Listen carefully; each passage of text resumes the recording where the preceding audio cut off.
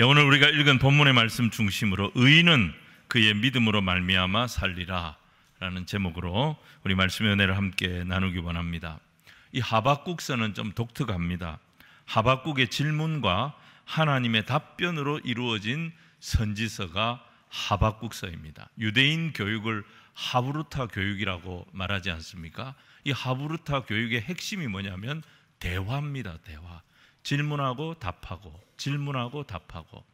이 하박국서가 딱 그렇게 되어 있어요. 다른 선지자들처럼 예언의 말씀을 하나님께 받아서 선포하는 그런 성경이 아니고 하박국은 오늘 본문에 보면 계속 질문을 합니다. 1장에 두 가지 질문이거든요. 사실상 하나님은 지금 뭐하고 계신 겁니까? 하나님이 하나님 역할을 제대로 안 하시니까 세상이 이 모양 이 꼴이지 않습니까? 하나님 답을 주십시오. 또 질문이 뭐냐? 왜 하나님은 저 악한 바벨론을 형통케 하십니까? 저 바벨론이 승승장구하는 것을 왜 하나님은 허용하십니까? 악이 창궐하는데, 악이 득세하는데 하나님이 왜 그것을 용납하십니까? 이게 하박국의 질문이었어요. 그런데 하나님은 하박국에게 즉답을 주시지 않습니다. 하나님의 답이 뭐냐? 기다리라는 것입니다. 2장 3절 말씀을 우리 같이 한번 읽겠습니다. 시작. 이 묵시는 정한 때가 있나니 그 종말이 속히 이르겠고 결코 거짓되지 아니하리라. 비록 더딜지라도 기다리라. 지체되지 않고 반드시 응하리라. 여러분, 여기서 견디고 기다리는 게 뭐냐? 이게 바로 믿음인 것입니다. 이어지는 말씀 4절을 보시면 오늘 제목이죠. 의인은 그의 믿음으로 말미암아 살리라.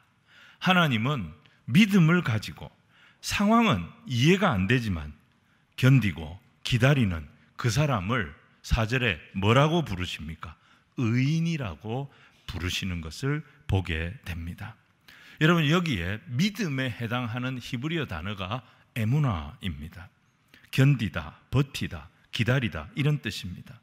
여러분, 이 에무나와 같은 어근을 가진 단어, 그러니까 뿌리가 같은 단어가 뭐냐면 우리가 예배 시간에 우리가 신앙생활하면서 너무너무 자주 사용하는 아멘이라고 하는 단어, 그렇게 될 줄로 믿습니다 라고 하는 이 단어 아멘이 아무나와 어근이 같아요. 뿌리가 같은 단어라는 것입니다. 여러분, 이 에무나라고 하는 단어가 구약 성경에 처음 등장하는 본문이 출애굽기 17장입니다. 르비딤 광야에서 아말렉과 이스라엘 사이에 전쟁이 벌어집니다. 그런데 이 전쟁의 성패가 무엇으로 갈리느냐? 전투력으로 갈리는 것이 아니라 모세가 손을 들면 이스라엘이 이기는 거예요. 힘들어서 손을 내리면 아말렉이 이기는 거예요. 도저히 상식적으로 이해할 수 없는 이런 상황이 계속 벌어지고 있는 거예요. 이걸 지켜보던 아론과 훌이 달려가서 모세의 양쪽에 딱 서가지고 그 손을 잡아서 팔이 내려오지 않도록 버티도록 합니다. 출애굽기 17장 12절 말씀을 우리 같이 한번 읽겠습니다. 시작. 모세의 팔이 피곤하매 그들이 돌을 가져다가 모세 아래에 놓고 그가 그 위에 앉게 하고 아론과 훌이 한 사람은 이쪽에서 한 사람은 저쪽에서 모세의 손을 붙들어 올렸더니 그 손이 해가 지도록 내려오지 아니한지라. 두 사람이 양쪽에 서서 모세의 팔을 붙들어 올려서 내려오지 않도록 모세의 팔이 버티도록 모세의 팔이 견디도록 했던 것입니다. 이게 에무나입니다. 오늘 본문에서 하나님은 이해를 구하는, 답을 구하는 하박국에게 이해할 수 없는 이 상황에 답을 주신 것이 아니라 뭐라고 말씀하십니까? 말씀을 줄 테니까 이 말씀을 붙잡고 말씀 가지고 버티라는 거예요. 말씀 가지고 견디라는 거예요. 이 견디는 게 믿음이고 이게 에무나입니다. 여러분, 그렇게 견디다 보면은 이겨내게 될 것이고 나중에는 내가 왜 이렇게 했는지 모든 것을 이해할 수 있게 된다는 것, 이게 하나님의 답변이었던 것입니다. 견디면서 기다려라, 이게 하나님의 응답이고 견디면서 기다려라, 이게 바로 믿음의 자세인 것입니다. 우리가 어떤 태도를 가지면 바로 이런 믿음을 가질 수 있을까? 오늘 추수감사절 아침에 두 가지로 우리가 한번 생각을 해보려고 합니다. 첫 번째로 우리가 하나님 앞에서 겸손해야 합니다. 여러분, 겸손해야 견딜 수 있고요, 겸손한 사람이 기다리는 사람입니다. 우리는 대개 내가 다 안다고 생각합니다. 다 안다고 생각하기 때문에 내 생각대로 해버립니다. 내 판단대로 해버립니다. 내 마음대로 하려고 합니다. 제 최종 판단의 권한, 최종 판단의 기준을 내가 가지려고 합니다. 왜요? 내가 다 안다고 생각하기 때문입니다. 근데 그게 착각이라고 성경이 말씀하는 거예요. 자, 4절 말씀 우리 같이 한번 읽겠습니다. 시작. 보라, 그의 마음은 교만하며 그 속에서 정직하지 못하나 의인은 그의 믿음으로 말미암아 살리라. 여기서 믿음의 반대가 뭐로 표현이 됩니까? 믿음의 반대는 불신이 아니에요. 오늘 본문에서 믿음의 반대는 의심이 아니에요. 믿음의 반대는 오늘 하나님께서 하박국에게 주시는 말씀에서 교만이라고 말씀하신 것입니다. 교만한 사람은 기다리지 않습니다. 교만한 사람은 견디지 않습니다. 모든 것을 자기가 판단하고 자기가 결정해버립니다. 여기에 함정이 있는 거예요. 나는 옳다고 생각하고 했는데, 나는 맞다고 생각하고 했는데, 나는 다 안다고 생각하고 했는데 여기에 함정이 있다라고 성경이 말씀합니다.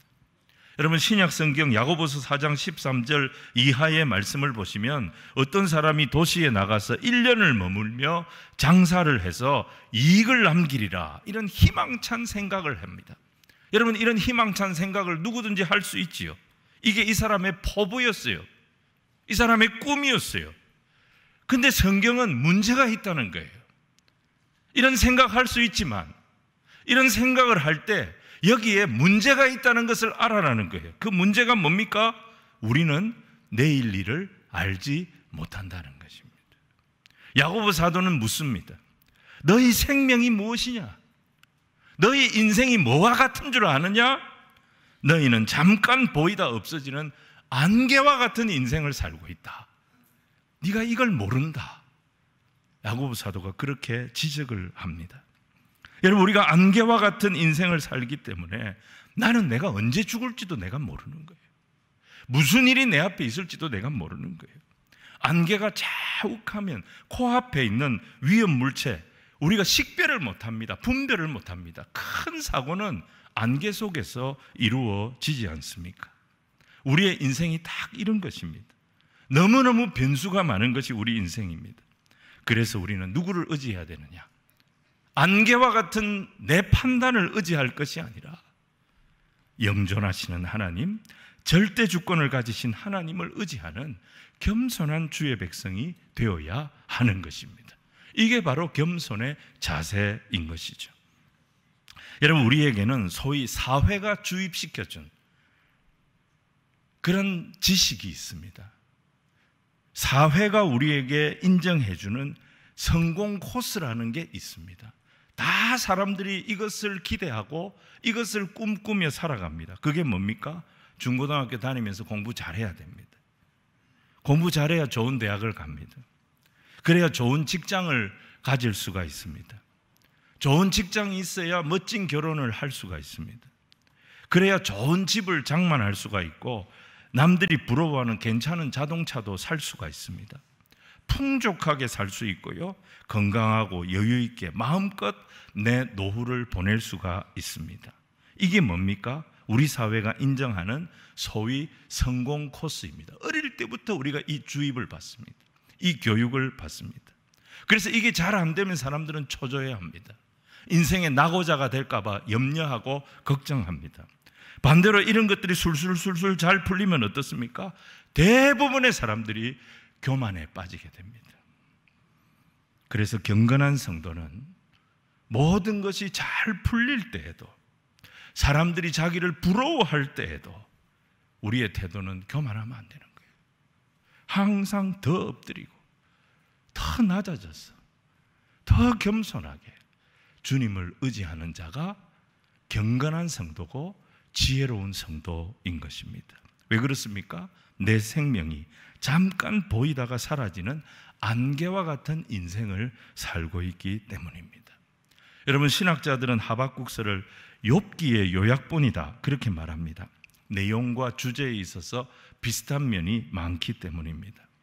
우리가 아는 욥기의 핵심 구절이 뭐죠? 욥기의 가장 중요한 구절은 23장 10절입니다. 우리 같이 한번 읽겠습니다. 시작. 그러나 내가 가는 길을 그가 아시나니 그가 나를 단련하신 후에는 내가 순금같이 되어 나오리라. 내가 가는 길을, 욥이 뭐라 그럽니까? 욥이 고백했던 이 고백, 내가 가는 길은 내가 다 안다. 욥은 그런 말 하지 않습니다. 내가 가는 길은 오직 그분이 아시나니 그가 나를 단련하신 후에는 내가 순금이 되어질 줄로 믿습니다. 정금 같은 인생이 되게 하실 줄로 믿습니다. 여러분, 우리는 우리 인생을 우리가 살아가지만 우리가 알지 못합니다. 세옹지마라고 하는 고사성어 아시지요? 주변 사람들이 이 세옹을 찾아와서, 이 노인을 찾아와서 자기들이 뭘 안다고 노인의 집에 생긴 일을 보고 야, 잘 됐다, 야, 안 됐다, 자기들 마음대로 판단했습니다. 이 사람들이 잘 됐다, 안 됐다 판단했던 것들이 나중에 어떻게 됩니까? 다 뒤집어졌지 않습니까? 결국 세상이 내리는 결론이 뭐냐?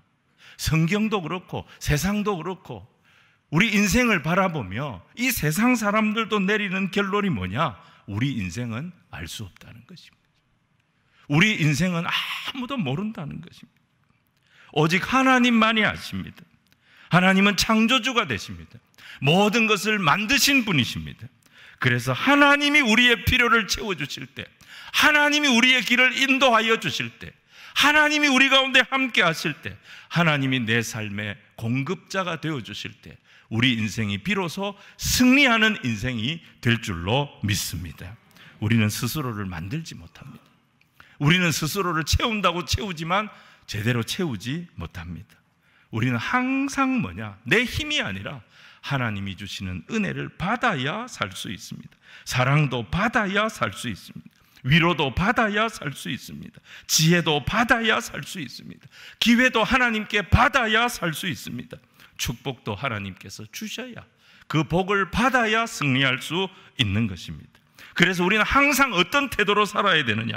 하나님의 은혜를 구하는 태도로 살아야 하는데, 바로 이것이 겸손의 자세입니다. 하나님이 나의 공급자가 되십니다. 나는 하나님이 주시는 은혜가 있어야 살 수 있습니다.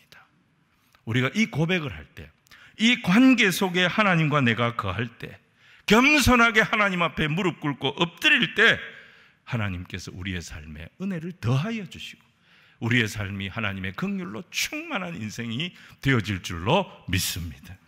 그리고 이 겸손을 유지하려면 말씀을 채워야 됩니다. 하나님의 말씀을 채워야 돼요. 나의 인생의 유일한 공급자가 되시고 앉고 일어서는 내가 서야 할 자리, 가야 할 곳을 다 아시는 하나님, 그 하나님께로부터 공급되어지는 말씀으로 내 심령을 채워야 합니다. 말씀이 채워질 때 겸손할 수 있는 거예요. 내 판단, 내 계획을 의지하지 아니하고 하나님의 말씀에 순종하는 사람이 될 수가 있는 것입니다. 교회도 마찬가지입니다. 교회는 목사가 자기 아이디어를 가지고 자기 마음대로 지휘하는 그런 조직이 아닙니다. 하나님 분명히 목사에게 위임할 때 하나님의 권세를 주셨고 하나님의 능력을 주신 것은 맞습니다. 하지만 목사 자신은 항상 뭐라고 생각해야 되느냐? 하나님, 제가 목자 아닙니다. 우리 교회 목자는 예수님이십니다. 저는 예수님, 제 앞가름도 잘 못하는 그런 존재에 불과합니다. 말씀을 부어 주옵소서. 긍휼을 더하여 주옵시고 우리 교회를 주님께서 말씀으로 인도하여 주옵소서. 그때 교회가 살고 성도가 사는 역사가 일어나게 되는 것입니다. 시편 119편 105절에 다윗이 뭐라 그랬습니까? 주의 말씀은 내 발의 등이요 내 길의 빛이니이다. 오늘도 주의 말씀으로 우리의 심령이 채워지고 우리 교회가 채워지는 은혜가 있기를 주님 이름으로 축원을 드립니다. 말씀으로 채워질 때 우리는 조급함을 이기게 됩니다. 염려를 이기게 됩니다. 불안을 이기게 됩니다. 불평불만도 이기게 됩니다. 범사에 감사하는 주의 백성이 될 줄로 믿습니다. 기적을 경험하는 성도, 기적을 경험하는 교회가 되어질 줄로 믿습니다. 오늘 두 번째는 하나님 앞에서 우리가 자기 위치를 잘 지켜야 됩니다. 여러분, 믿음을 의미하는 이 에무나라고 하는 단어는 구약에서 거의 49번, 50번 가까이 사용이 되어졌습니다. 근데 이 단어가 등장할 때는요, 꼭 어떤 직무와 관련해서 등장하는 것을 보게 됩니다. 역대상 9장 22절 말씀을 우리 같이 한번 읽겠습니다. 시작. 택함을 입어 문지기가 된 모든 이는 그들의 다윗과 선견자 사무엘이 전에 세워서 이 직분을 맡긴 자라. 다윗이 성전 건축을 준비하면서 다 준비하거든요. 문지기들을 미리 뽑아놨어요. 212명. 이 사람들에게 직분을 맡겼다 그랬어요. 여기서 직분을 맡긴 자에서 맡기다라고 하는 단어가 바로 에무나입니다. 9장 31절에도 똑같은 단어가 나옵니다. 우리 9장 31절 같이 읽겠습니다. 시작. 고라자손 살룸의 맏아들 맏다데라 하는 레위 사람은, 여기서도 맏디디아가 맡았으며, 이 맡았으며가 바로 에무나입니다. 에무나는 견디다, 버티다, 이런 의미를 가진 단어인데 구약에서 쓰일 때 뭐와 함께 쓰이냐면 어떤 직무를 수행하는 것과 함께 꼭 사용이 되어졌습니다. 믿음이 뭐냐? 우리 하나님이 말씀하시는 믿음이 뭐냐? 견디는 것입니다. 기다리는 것입니다. 근데 아무리 힘들고 어려워도 자기 직분을 지키면서 견디는 거예요. 자기 위치를 지키면서 기다리는 거예요. 그게 바른 믿음의 자세라는 것입니다. 그래서 오늘 1절에 하박국도 어떻게 기다립니까? 우리 1절 말씀을 같이 읽겠습니다. 시작. 내가 내 파수하는 곳에 서며 성루에 서리라. 그가 내게 무엇이라 말씀하실런지 기다리고 바라보며 나의 질문에 대하여 어떻게 대답하실런지 보리라 하였더니, 하박국은 하나님이 하시는 방법이 이해가 되지 않았습니다. 그래서 하나님께 질문을 한 거예요. 왜 하나님은 하나님 역할을 안 하시는 겁니까? 하나님이 역할을 안 하니까 세상이 이 모양 이 꼴이지 않습니까? 하나님은 왜 악한 자를 용납하시는 겁니까? 어떻게 저 바벨론이 승승장구하도록 저렇게 하나님은 내버려 두실 수가 있습니까? 저는 이해가 안 됩니다. 그래서 질문을 했어요. 근데 그는 질문을 하면서도, 이해가 안 되는 상황을 놓고 하나님 앞에 질문하면서도 자기 위치를 벗어나지 않았어요. 하나님께서 그에게 맡긴 직분을 벗어나지 않았어요. 자기 위치를 지키면서 하나님이 뭐라고 말씀하실지 내가 기다리며 바라보겠습니다. 이게 하박국의 태도였어요. 여러분, 자기 자리, 자기 직분을 지키면서 말씀을 기다리는 것, 이게 믿음을 가진 자의 태도. 4절 말씀을 인용하면 의인의 자세라는 것입니다. 사람들은 어떻습니까? 조금만 힘들면 옮겨달라고 합니다. 조금만 마음에 안 들면 떠나려고 합니다. 하나님께서 내게 어떤 자리, 어떤 직분을 주실 때 다 이유가 있는 거예요. 그 자리에 우리를 세우시고 그 교회에 우리를 앉히신 것은 하나님께서 다 뜻이 있어서 우리를 이곳에 세우신 것입니다. 견뎌야 합니다. 기다려야 합니다. 여러분, 견딜 때 풀리는 것이고요, 이겨내는 사람이 세워지게 되는 법인 것입니다. 사역 배치를 해보면 항상 힘들고 책임이 무겁고 어려운 자리는 신청하는 사람들이 별로 없습니다. 올해는 이런 자리에, 내년에는 이런 자리에 더 많은 성도들이 신청하게 되는 기적의 역사가 일어나기를 소원합니다. 그런데 우리가 항상 만만한 거, 편한 거, 쉬운 거, 이런 것만 쫓아다니면 세상 일도 그렇지 않습니까? 내가 성장이 없어요. 내가 자라지 않는 거예요. 평생 그 자리에 머물게 되는 것입니다. 임무가 믿음을 만듭니다. 그 믿음이 믿음의 사람을 세우는 것입니다. 마태복음 26장 40절에 보면 예수님께서 겟세마네 동산에 올라가셔서 십자가를 앞두고 땀이 피가 되도록 기도하시지 않습니까? 그 기도하실 때 주님이 안타까워하셨어요. 제자들의 모습을 보고 안타까워하셨어요. 여러분, 이 말씀 보세요. 같이 한번 읽어봅시다. 시작. 제자들에게 오사 그 자는 것을 보시고 베드로에게 말씀하시되 너희가 나와 함께 한 시간도 이렇게 깨어 있을 수 없더냐. 예수님 제자들을 보시고 베드로에게 말씀하시기를 너희가 나와 함께 한 시간도 이렇게 깨어 있을 수 없더냐. 깨어 있는 게 뭡니까? 예수님께서 이 세 제자를 데리고 가신 목적입니다. 예수님 기도할 때 너희도 같이 깨어서 기도하자는 것입니다. 그 기도의 자리를 지키는 것이 예수님께서 제자들에게 원하셨던 것입니다. 그런데 다 자고 있었어요. 기도의 자리를 지키는 사람이 없었어요. 그걸 보시고 주님은 안타까워하셨던 것입니다. 오늘 2장 1절에 하박국이 기다리겠다 이런 말을 하지 않습니까? 여러분, 이 단어도 마찬가지예요. 여러분, 여기서 기다린다라고 하는 히브리어가 하카라고 하는 동사입니다. 이 하카라고 하는 동사는 기다리기는 기다리는데 어떻게 기다리느냐? 섬기면서 기다린다, 수종 들면서 기다린다, 이런 뜻이거든요. 여기에서 나온 영어 단어가 wait, W-A-I-T, 기다린다라고 하는 영어 단어가 여기서 나왔어요.